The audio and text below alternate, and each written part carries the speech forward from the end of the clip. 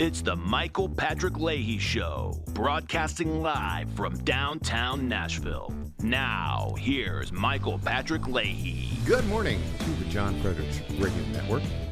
We are broadcasting live from our studios in downtown Nashville. We welcome to our microphones the official guest host of the Michael Patrick Leahy Show and all-star panelist, E.J. Haas. Good morning. Good morning. Did you see what I was doing there? What were you doing? I was just posting on X to let everybody know where they can find us. Very good. The social media maven. Well, it's time for the Morning Rundown. The Morning Rundown is brought to you every day at this time by our friends at the Glock Store, glockstore.com. Just a couple miles from the airport here in Nashville. All right, here we go. Here is the Morning Rundown for Friday, January 24th. Number 1, President Trump. Gee, I love saying that. Not former President Trump. Not President-elect Trump. President Trump left the White House via Marine One about 50 minutes ago. He's headed to Joint Base Andrew, where he's going to get in Air Force One. Oh, I love saying that. Trump Force One? No, Air Force One now. Yeah. He's going to fly to North Carolina, look at the damage of the floods, where he's already made a change. Yeah. He's already put, people were in hotels or they'd been kicked out in tents. Now he's got, they're in apartments. Much better situation. And then he's going to fly to Los Angeles tonight. He'll arrive tonight. He'll look at the fires and then do some more there tomorrow. So getting it done. Number 2, more disturbing details about the deadly shooting at a Nashville public high school on Wednesday. Were metal detectors removed at that school by Nashville School Director Adrian Battle? Looks like they were. Why? Yeah, that's a good question. And the shooter had a record of trouble. He was suspended for bringing a box cutter to the school and had some run-ins with the police. Apparently they went to his house and removed a couple guns in 2023. None of this makes any sense. Disturbed and very sad. Yeah. Fran Bush, the former school board member, who I think represented that area, will be here in our second hour. Terrific. And we'll get her inside scoop as to, her criticism of Adrian Battle. Number 3, later tonight, sometime tonight, Tennessean Pete Hegseth will have a confirmation vote in the Senate. It's going to be very close. Susan Collins of Maine and Lisa Murkowski of Alaska have already said no. Surprise, surprise. Now, if Mitch McConnell from Kentucky joins them, J.D. Vance as vice president will have to break a 50-50 tie. But if somebody else goes, it could be a problem. John Fetterman, he was kind of cozying up to him, but apparently in a procedural vote, he voted against moving the nomination forward. So the whole Fetterman boomlet may be just that. Number 4, we'll talk about this in our next segment. We both have opinions on this. Late yesterday, Congressman Andy Ogles, who represents the 5th District here in Middle Tennessee, he introduced a resolution that would amend the Constitution and allow the president to be elected for 3 terms, not 2. 2 is the current term. 22nd Amendment right now. Now, I know you're dying to talk about it, but we're going to wait until our second segment. Number 5, Donald Trump signed a flurry of executive orders. The JFK files are going to be released, and there's all sorts of, energy stuff going on, good stuff. Number 6, Donald Trump pardoned 23 pro-lifers, including a Tennessean from Chattanooga, Bevelyn Williams, which is, we've got the clip. Oh, the video had me in tears. We've got that clip. We'll play it. She was released to her husband and her 2-year-old son. 3, I think she's 3. 3-year-old daughter. I don't remember if it's son or daughter, but child. At number 7, this will not shock you. I mean, you could have dialed this into the prediction meter. A left coast federal judge has temporarily halted the executive order ending birthright citizenship, and did so in a weird way, called the executive order blatantly unconstitutional. Well, excuse me, sir, but John Eastman Right. and tons of other constitutional scholars say, there's that language and subject to the jurisdiction of, which raises significant constitutional questions. But that's all to be expected. Well, there you go. That is the morning rundown for Friday, January 24th, 2025, brought to you by our friends at the Glock Store. One of the things that people love about the Glock Store is their recurring gun giveaway sweepstakes. And I keep suggesting that we go there. You've got to take me over. I will take you over to the Glock Store. I told you I watched the videos. Yeah. I watched Lenny. He's terrific. Oh, he's great. Lenny McGill, the CEO. Since last October, 8 lucky people have won the factory stock Glock of their choice just for entering the sweepstakes. Well, we're in sweepstakes number 9.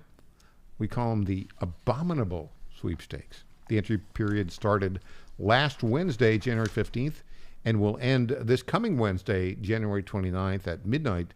Now, these short entry periods mean that there will be fewer entries, which means there's a better chance of you being a winner. So you really should enter right now. To find out how, just go to glockstore.com/TAS, as in the abominable sweepstakes, for complete entry instructions. No purchase is necessary to enter, and there's even a way to be auto-entered multiple times. Lenny McGill, that's the guy, the CEO there. He's giving back to the Glock community by giving away Glocks. That's a Glock Store thing, and we're sure proud to be sponsored by them. That's glockstore.com/TAS for your chance to win the factory stock Glock of your choice. Well, let's go to, I want to talk about the Pete Hegseth nomination. Yes. That's something. Bill Hagerty, who is a little irritated that his fellow Tennessean is being smeared. He went on the floor of the Senate, and boy, he really gave it to him. Let's have clip 3, Bill Hagerty talking about the Hegseth nomination.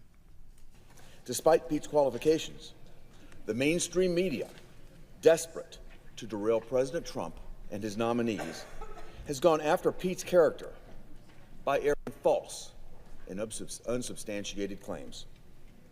Take, for example, the article published Tuesday, just this week, by the New York Times. Despite the salacious and misleading headline in this paper, buried beneath 13 paragraphs of slanderous allegations, the Times actually disclaims the entire story with a direct quote from the supposed victim herself, denying the allegations against Pete, saying, quote, "There was no physical abuse in my marriage." Yet look at this headline. Hegseth, ex-in-law, claims he was abusive to second wife, even though in the same article, the second wife disclaims all of this. This isn't journalism. Take a moment to think about this. This is a hit job. Yeah, it is a hit job. No other word for it. Yep, absolutely. I think it's up. It's over though. I think all of these smears, people are looking at it because there are alternatives like our program, Right. Like the John Fredericks Media Network, like Timcast, all these other options. And I think that this is not going to stop the Hegseth nomination. I don't think so either. You mentioned in the morning rundown Fetterman voting against moving the nomination forward. Yeah. But it's quite possible that he did that and will still vote for Pete Hegseth in the end. We'll see. But that is something that happens pretty frequently. That vote was to move it forward was 51-49. Mitch McConnell voted to move it forward, but it's Mitch McConnell. Right.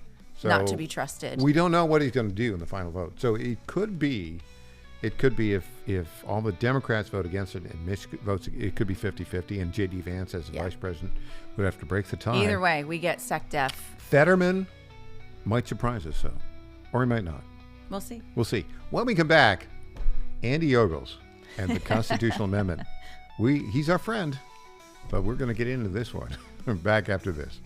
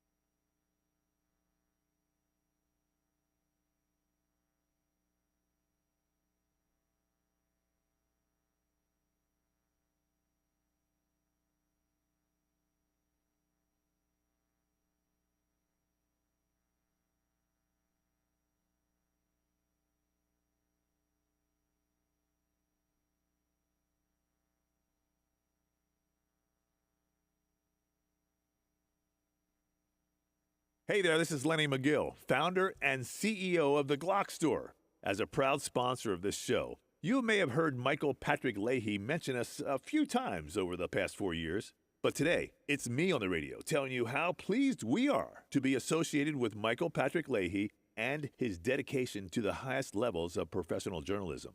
Michael Patrick Leahy has been threatened with jail time in bringing the true facts about that Nashville Covenant shooting to his listening audience. Michael Patrick Leahy, you keep doing what you're doing, and we here at the Glock Store will keep sponsoring your show for the good of Nashville and the entire country. And I'm personally inviting all of your listeners to come visit and shoot at the Glock Store. It's where Michael Patrick Leahy learned to shoot a gun for the first time and where he bought his own personal Glock 19. I'm Lenny McGill, founder and CEO of the Glock Store here in Nashville, just minutes from the airports, worth the drive from anywhere, and a proud sponsor of Michael Patrick Leahy and the Tennessee Star Report. Welcome back to the Michael Patrick Leahy Show. Now, here's Michael Patrick Leahy. Welcome back. Broadcasting live from our studios in downtown Nashville. In studio, the official guest host of the Michael Patrick Leahy Show and our all-star panelist, a refugee from Minnesota, E.J. Haast. Welcome. Hello. Happy Friday morning to you. So, as if we didn't have enough news to cover. There's a little bit. There's a few headlines out there. So, our friend, Congressman Andy Ogles, who represents Yes. the 5th District, which the 5th District covers parts of Nashville, Davidson County, parts of Williamson County, the affluent suburb to the south, suburban county to the south, all of Murray, Marshall, Yep. and Lewis counties, and it's a pretty big district. Large geographically, for sure. It It's is. tough to get around, I'm sure. It's it is. It's really strange in my neighborhood actually. There's like one road is Andy Ogles and then the next road over is Mark Green. Yeah. So Andy knows how to get headlines. That is the truth. And so yesterday afternoon, he says there's this press release, and I'm thinking, well, that's interesting. I thought it was a joke, honestly. I did. I kind of thought it was a little Babylon Bee, but I'll read the headline, and then I'll read the proposed sure. change to the 22nd Amendment. Headline, Tennessee U.S. Representative Andy Ogles introduces resolution to amend Constitution to allow President Trump to serve a third term. Now, just for those of you who are rushing to your civics books, the way a constitutional amendment can be approved and ratified, if it's introduced into Congress, you need a 2/3 vote in both houses, and then you need 3/4 of the states to ratify through their legislatures. So it's a pretty high bar. Sure. Now, let me read this to you. Here's what he proposes. Now, right now, there was never a constitutional amendment to limit the number of terms a president could serve until I think it was 1950 when the 22nd Amendment was passed. There had been a tradition since George Washington that no president would serve a third term. Just George Washington said 2 terms is enough, and he left. And Jefferson followed that. Madison followed that. Monroe followed that. Sure. Andrew Jackson followed it. Everybody until Franklin Delano Roosevelt, who was elected 4 times. Now, he died shortly after being elected to his 4th term, but he was elected to 4 terms. And there were good reasons. And you know, sometimes you talk about there is a written constitution, and then there is sometimes people would refer to the unwritten constitution, which doesn't stand up in court, obviously. But you know, England, for instance, United Kingdom has an unwritten constitution, and it's really kind of the tradition, the mores, etc. And so Franklin Roosevelt really broke that tradition in a way that a lot of people didn't like. And I've been in favor of this 22nd Amendment. I think it makes a lot of sense. Sure.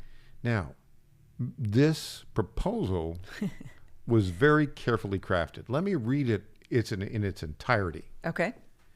This is from Andy Ogles. And it says, quote, no person shall be elected to the office of the president more than 3 times, nor be elected to any additional term after being elected to 2 consecutive terms. And no person who has held the office of president or acted as president for more than 2 years of a term to which some other person was elected president shall be elected to the office of the president more than twice. What does this mean? This is the Donald Trump can do a 3rd term, but Barack Obama, correct, Bill Clinton, and George W. Bush cannot. That is exactly what I was thinking. I thought it had a lot less to do with Donald Trump per se, and more to do with protecting us from what could potentially come down the pike later. So is this an Overton window thing? Is this like, okay, I'm going to ask for that 3rd term of the president, and I know I'm not going to get that, but maybe we can get these other things that will protect us from, I don't know. Well, look. Also, it's going nowhere, so it doesn't really matter.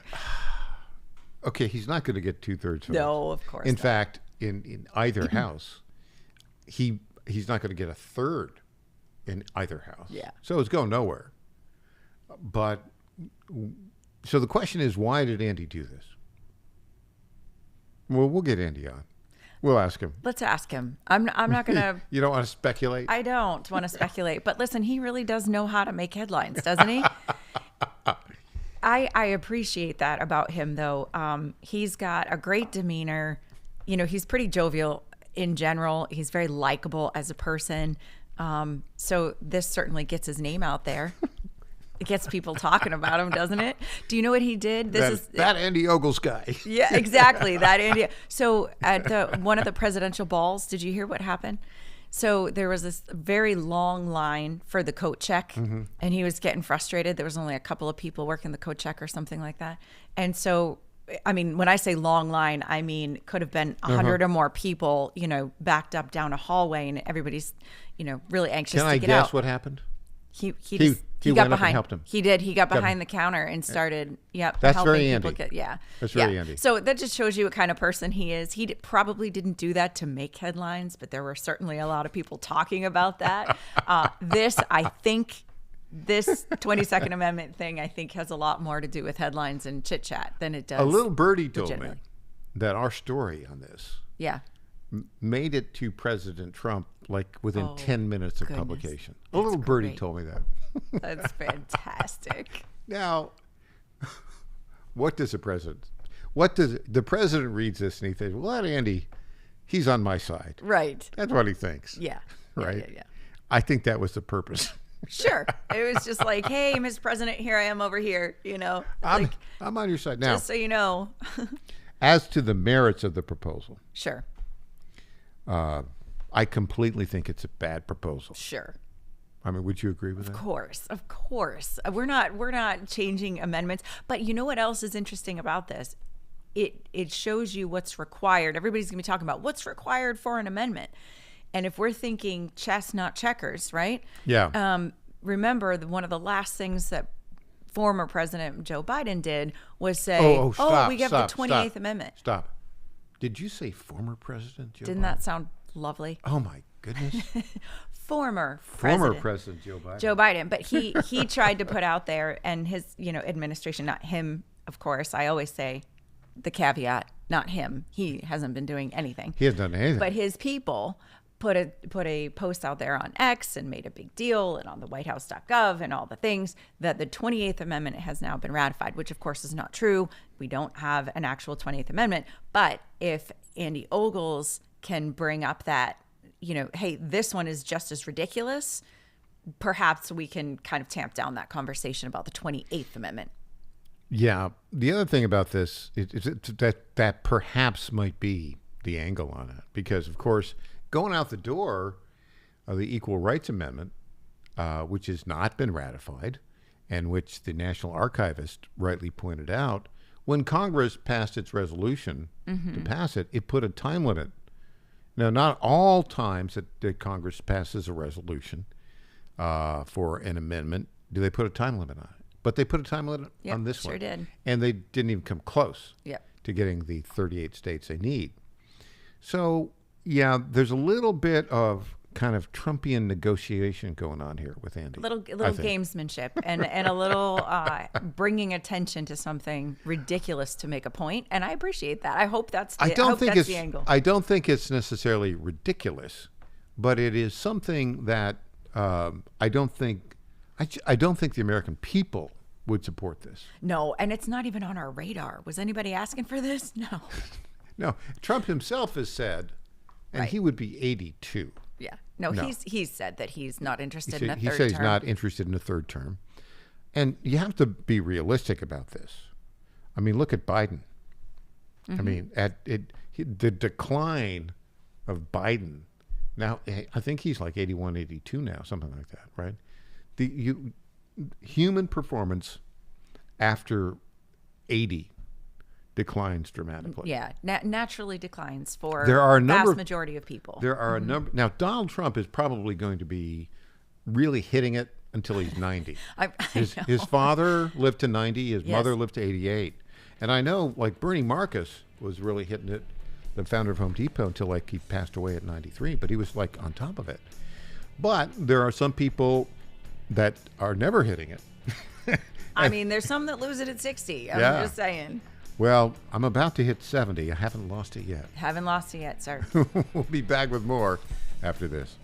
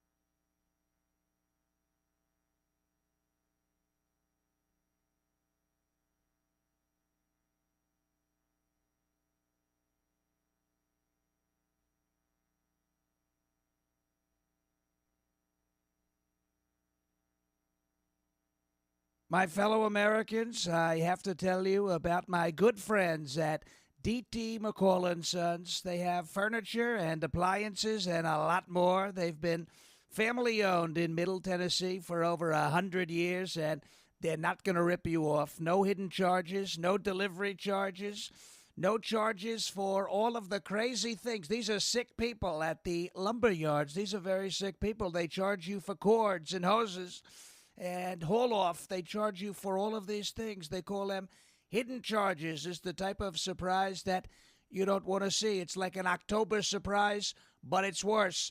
D.T. McCall & Sons, they're not going to do that. They're great people. They're going to give you a great deal. With locations in Lebanon, Carthage, Lafayette, Cookeville, and Franklin, D.T. McCall & Sons will give you the deal of your life. Check them out today or go to dtmccalls.com. Impersonator not endorsed by Donald Trump. Welcome back to the Michael Patrick Leahy Show. Now, here's Michael Patrick Leahy. Welcome back. In studio, E.J. Host. E.J., by the way, before we get going, Yes, sir. I want to talk about all the great stuff Trump is doing, how busy he is, how transparent he is. And it's like the contrast is just stunning. But tell everyone about your business. Oh, about my business. Yeah, you just caught me off guard. I don't have like an elevator speech for this. I should probably get one. Well, just basically, riff about your business. Go to getfoundeverywhere.com and we can give you a digital footprint analysis. Basically, we will tell you if your business is found online by people who will purchase your products or use your services. This if is you like have for brick and mortar brick type and mortar. businesses. So if you have to be found on the map for local customers to be able to find you, if you don't want to deal with review management anymore, if you want to have one login for all your social tools, this is a very easy, simple, cost-effective way to do it with one easy login. And so, yeah, go to getfoundeverywhere.com and check it out. Did you say it was getfoundeverywhere.com? That is what I said, getfoundeverywhere.com. All right. Well, someone who doesn't need to get found because he's there for everyone to see everywhere. The guy is a nonstop worker, and he is so transparent. I'm talking about Donald Trump. Donald J. President Trump. Donald Trump. Did we say President Donald Trump? Donald Trump. President Donald Trump. So this morning, last night, he signed a whole bunch of executive orders, and I want to talk a little bit about that. And but he talks to everyone, and his communications team, as you and I were talking about it, they send out information about what he's doing, like every second. Yeah, and you can get all sorts of content. You can't even keep up. There's so many emails. The press pool number 1, press pool number 2, and this is his schedule for the day, and these are the remarks that he just made. I mean, it's remarkable how much transparency there is. The word to describe him would be flood the zone. Yeah. It's like yes. So let's talk. I want to play a couple clips here to get you started. So he signed a couple executive orders, and then had a comment. Let's talk clip 1. The JFK files are going to be released. Yeah. Lastly, sir, we have an executive order ordering the declassification of files relating to the assassinations of President John F. Kennedy, Senator Robert F. Kennedy, and Reverend Dr. Martin Luther King Jr. That's a big one, huh? A lot of people are waiting for this for years, for decades.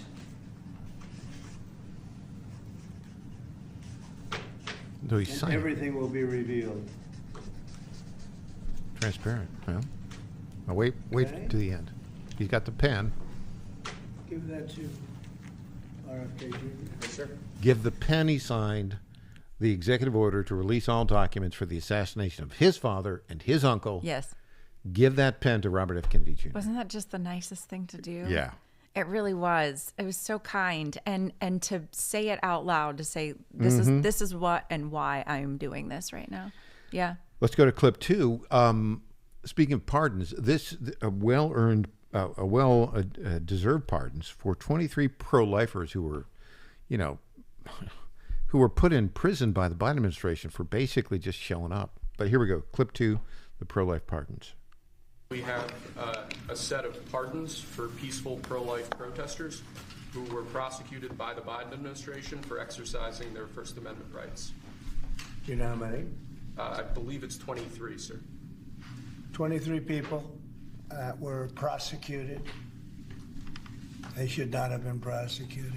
Many of them are elderly people. They should not have been prosecuted. This is a great honor to sign this.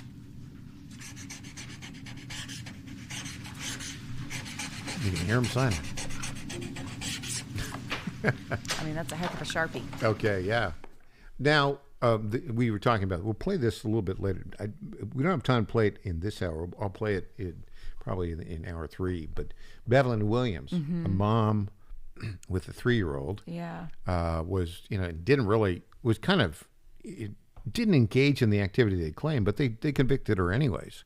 She was literally praying. Yeah, she was praying. And keep in mind that the 23, from what I understand, none of them were violent in any way. They was just praying. Right? And they were not stopping anyone from getting into any facility.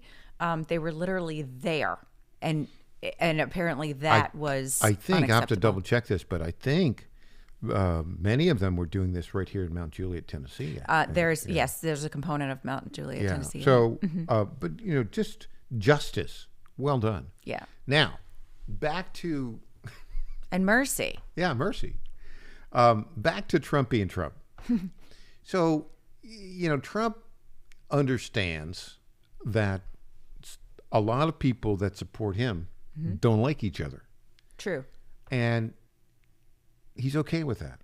So, in particular, the new first buddy, Elon Musk, the Einstein of our generation, the guy that can land a booster rocket into a little pincer, the guy who's going to get the stars and stripes on Mars, right? The guy who does the Tesla stuff, the guy who bought Twitter and turned it into X and saved free speech, and the guy who's in a tussle with our buddy Stephen K. Bannon over H-1B visas. Yeah. Trump just announced a big deal with one of Elon Musk's nemesis, Sam Altman. Yeah, from OpenAI. OpenAI. And the bad blood is, Sam said, I'm going to do OpenAI and I'm going to do this as a nonprofit. And Elon, will you give me like $100 million? And I think Elon donated it.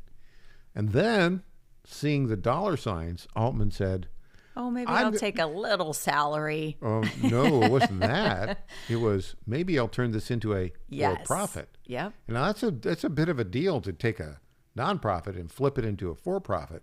Right. But he raised tons of money.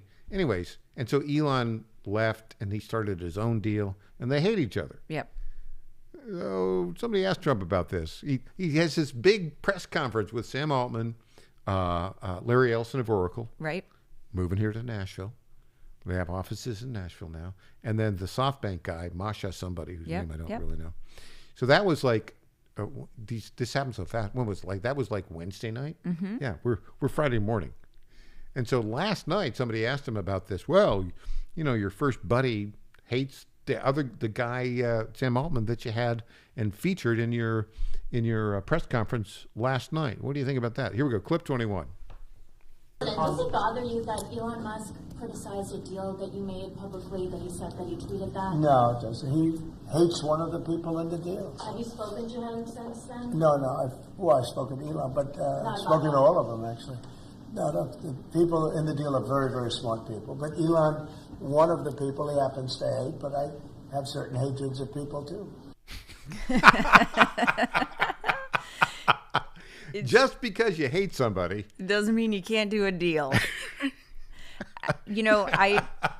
And far be it for me to agree with Elon on all things, but on this thing, I have said many times over, the ethics conversation is missing from the AI conversation. Whenever AI comes up, we talk about what we can do, what is possible, these big dreams and things that can happen if we only get more energy or, whatever it is. What nobody talks about is what we should do. Should we do all the things? AI has it could turn. It could be great. It could be terrible. Right. So here's the thing. I just don't want to see humans playing God as thanks to AI, and we got to be careful about that. But Donald Trump doesn't think about those kind of things. No. Donald Trump thinks about the deal. And I can tell you how he's looking at this. All right, so Elon and Sam Altman had a dust up. That's too bad. But I got $500 billion here that Sam Altman's going to be a part of. Yep. I'm going to do that deal. Yep. And, Elon, we don't agree on everything. And by the way, it's Donald Trump who's the president, not Elon. That's right. And Elon knows that. Elon doesn't want to be because he's like Mr. Super Duper engineer. But the other part about that is, look, what is Trump's overall theme here? Invest in America. That's right. That's the deal. Bring your business Bring your capital. here. And if you look at the growth of America, really, the big growth in America that happened really after the American Civil War was funded by capital from the United Kingdom, from England. That's right. All right. And if you look at it, what a comparative advantage for the United States, because low taxes, low regulations, people around the world are saying, where do I put my money? The United States is a place to put your money. Yeah. Which is the whole point. Okay.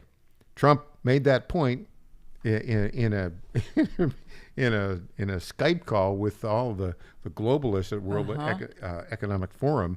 This was classic. Clip 10. Trump just taking it to him. And going to do. My administration is acting with unprecedented speed to fix the disasters we've inherited from a totally inept group of people and to solve every single crisis facing our country. This begins with confronting the economic chaos caused by the failed policies of the last administration. Over the past 4 years, our government racked up $8 trillion in wasteful deficit spending and inflicted nation-wrecking energy restrictions, crippling regulations, and hidden taxes like never before. The result is the worst inflation crisis in modern history and sky-high interest rates for our citizens and even throughout the world. Food prices and the price of almost every other thing known to mankind went through the roof. President Biden totally lost control of what was going on in our country, but in particular with our high inflation economy and at our border. Because of these ruinous policies, total government spending this year is $1.5 trillion higher than was projected to occur when I left office just 4 years ago. Okay, and he goes on and on. The whole speech was brilliant. He was on point. He took it to everybody. All these guys. And this was like on a big screen. Huge screen. They're over in Davos, Switzerland, drinking their wine and eating their... Klaus Schwab Yeah. and, And he's just torching them. And he's torching Biden. And he's saying, we're not going to do that anymore. to their faces, he's saying that your policies and the crazy world things that you've been trying to do are garbage. And the United States isn't doing it. We're not doing it. We're not even a full week into the Trump 47 administration. It's going to get better. We'll have more when we get back with E.J. Host. I'm Michael Patrick Leahy. The website, TennesseeStar.com, TennesseeStar.com.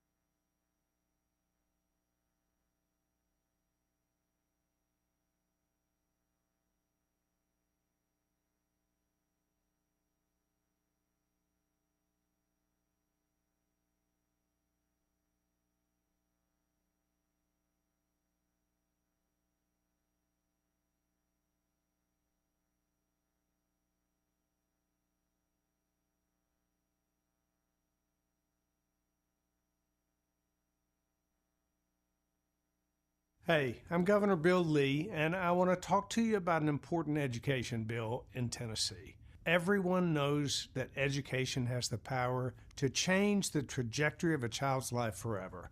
And anyone who's raised a child knows that each one's different in their educational needs, and their learning styles, and their talents. The fact is, parents know their own children best. They know what's best for their education and their future. That's why I'm here to talk to you about Tennessee's Education Freedom Act. It empowers parents across our state to use their tax dollars to choose the school that allows their child to thrive, regardless of zip code or income, all while making significant investments in Tennessee's public education. If you want to learn how you can help make the Education Freedom Act a reality in Tennessee, go to educationfreedomact.com and write or call your state representatives. It's educationfreedomact.com. This ad is paid for by Job Creators Network. Welcome back to the Michael Patrick Leahy Show. Now, here's Michael Patrick Leahy. Welcome back. E.J. Haas, all-star panelist, in studio with us. E.J., you know, we're less than a week into the Trump administration, but I got to tell you, I have a sense that this is going to be, by an order of magnitude, the most transparent presidential administration in American history. Without a doubt. Without a doubt. Everyone knows everything he's doing. He has press with him all the time. It's rare that he doesn't have, press in the Oval Office while he's signing things, stuff like that. And it's only a few days in. I do like that the communication team, brilliant. Whatever's going on with this communication team, I'm sure Susie Wiles has a big part to do with this strategy. Dan Scavino. Right, Dan Scavino. Stephen Chung. And then eventually we'll start getting more out of Levitt also. But I think that their strategy is to flood the market with everything we're doing. Everything. Gain the headline every single day. Not just every day. I mean, the Trump administration, in the 3.5 days it's been in office, has decided we are going to accelerate the news cycle. Right. The president is going to make news like every 4 hours. And he is. I mean, how do you? And this has to be planned out. So, my husband asked me this morning. He says, "Well, are the JFK files out yet?" And I said, "No, it's gonna take a couple of weeks apparently." And he's like, "Oh, but I thought he signed the executive order." And I said, "Well, he did, but it's going to take a little bit." It's a process. It There's is, like and they have somebody to, got to review them and blah, blah, blah. How do they get released and all of those kinds of things. But you know what that did? He signs it today, that makes news. 2 weeks from now when it's released, it makes news again. If somebody finds something in it the next day, that's news again. And so literally everything that this communications team is doing is setting up for the next make news the next day scenario, which is pretty brilliant. And then what's also happening is it's taking away a lot, and this is my favorite part, it's taking away the ability for the radical Democrats to get any kind of momentum. No traction. None. Because it's like, oh, he said X. Well, let's go after X. Oh, now we're ready to hit him on X. Oh, he's on to Y and Z. Right. Oh, well, let's go on to that. He did the J6 pardons. We have to be really mad about this. And they got like 24 hours of being really mad about that. And then before they knew it, he's talking to WEF, and it's also the Hegseth nomination. And it's also, right, I mean, every single day there's so much there that the heads are spinning on the left. They don't know how to respond to it. And I love it. I'm here for it. I say keep going. And I mean, let's do everything we can to make sure we're amplifying all the really positive things, because they're going to try their hardest. We're going to see crying babies at the border. Yeah. We're going to see, I mean, yesterday in Boston, it was great. Holman has been making the rounds and talking about what was going on in Boston. They were Do we have the clip of that guy? No, I don't think I sent it because he said a bad word. Oh, gotcha. And we it's mass deportation. It's happening already. So the guy you're talking about is, they're like in 25 sanctuary cities right now, and they're arresting illegal aliens. Yeah, conducting raids. They arrested this guy who's like committed 17 crimes. And as he was going in, they were putting him into the police car. He said, "Blank Trump." Yeah. It was blank was not the word he used. Yeah. And which is one of the, we've noticed, by the way, in clips, people are using bad words more often. It's hard to get And them on the radio for sure. Yeah, so it's a little harder. We have to be a little. You know what you didn't see though is most of the media clips and everything left out the part of the woman screaming out her window, "Thank you." Well, thank you. So he says blank Trump, and then he says, "Thank you, Obama and Biden." Right. And that's a great line for an illegal alien who's committed at least 17 crimes. Yeah. And he says, "You're not sending me back to Haiti." And Tom Homan comes back on, and well, he's wrong about that. Yeah. Very matter-of-factly. But the neighbors were so happy to see that man taken off the streets, and I think that's the headline. He's wrong about that. He's flying to Haiti tomorrow. Yep. Bye-bye. Yeah, see ya. I think this strategy, this communication strategy of being straightforward, transparent, and direct. Yep.